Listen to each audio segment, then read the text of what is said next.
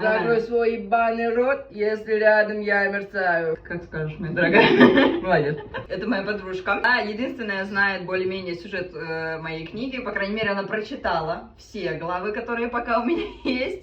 Я рассказывала ей спойлеры, которые она могла забыть. Да. Тем не менее, давай.